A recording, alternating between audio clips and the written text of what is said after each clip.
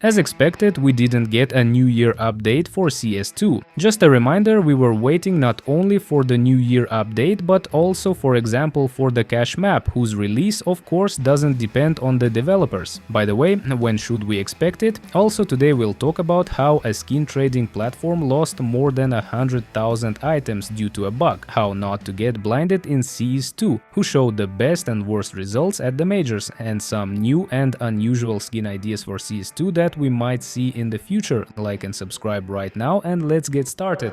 With such updates, you can expect news that's equally unimportant. In other words, none at all. How do you like the new wallbang on Inferno, which works with the AWP, where you can actually kill an opponent who should be in a specific position? Yes, it's a functional wallbang, but unfortunately it's completely useless. So let's move on to something more interesting, like the cache map, which, judging by everything, we won't see this year since there are only a few days left before the new year. The author of the cache map, FMPone, has been teasing us with screenshots of his map throughout 2024, and about once or twice a month he would show us his current progress. And as you may recall from my previous videos, the only location that still needed work on the cache map was the SETI spawn, because all the other areas we saw in the screenshots were already ready, and this was back on October 27th, 2 months ago. For the past 2 months we haven't received any new screenshots, which likely means the map is almost finished. If before I thought the map would be ready by the end of the year, and as far as I remember FMPone himself said it was nearly done, unfortunately it seems like we won't get that New Year gift in the form of the map. Alright, Valve, you still have Monday and Tuesday to add chickens in sweaters, please. When I talk about updates like the New Year 1 or any others, some of you get really upset, claiming that there are much more important problems, like with cheaters. And of course I agree, maybe these fresh clips of cheaters getting banned and matches being cancelled will calm you down a little. Of course it's just a drop in the ocean, but if you're nostalgic about CSGO saying that there were no cheaters back then, trust me, the problem was exactly the same. This has been going on for years and most likely will continue for many more years. Now let's talk about how a platform lost over 100,000 items due to a bug. This news was shared by a user on Twitter under the nickname Trix. He writes that ShadowPay lost over 100,000 items due to a bug in the code, specifically affecting users. The bug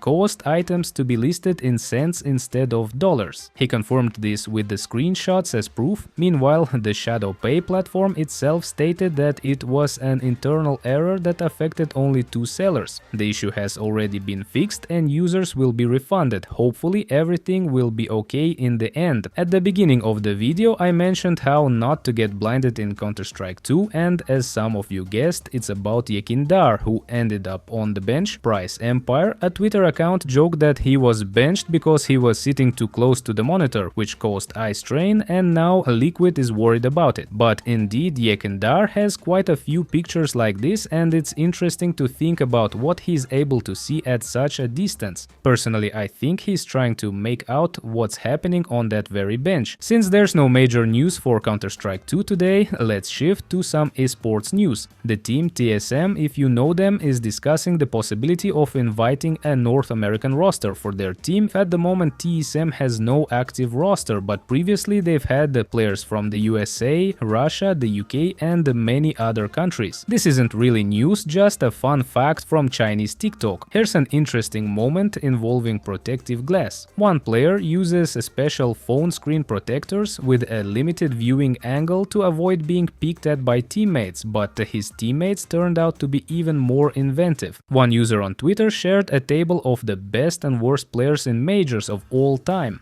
On the left side we see the highest rated players, including S1 Ample and Dev1s, but what's much more interesting is looking at the worst players, since we rarely pay attention to them. Surprisingly, Markelov ended up among the worst, as well as Blade and others, but something tells me that many of you probably don't even remember some of them. Evgeny, yes, the very same person who used to draw cartoons for CS and is now deeply involved in creating new skins and stickers for CS2, showed this lenticular lenticular skin for weapons with a moving tape. It really looks impressive. He's constantly sharing new and interesting ideas. Yes, it sounds like an ad, but it's not. These are genuinely impressive things. He also showed stickers with this moving tape. I really hope that something like this makes it into the game in the future, especially in the form of the left version, because we've already seen lenticular stickers, but I'm not sure we've seen weapon skins like this yet. If I'm wrong, feel free to correct me in the comments. And lastly, you didn't ask for this, but I'm going to show it. I used to frequently showcase interesting workshop maps, and this one is no exception. A new map in the workshop based on Genshin Impact. I'm not exactly sure what the location is because I'm not 10 years old, but it looks like one of the starting areas in the game if my memory serves me right. The map looks really good and well developed, of course, and stylistically it's not very similar to the kind of maps that could actually make it into CS2, but I think it definitely deserves your attention. That's all for today.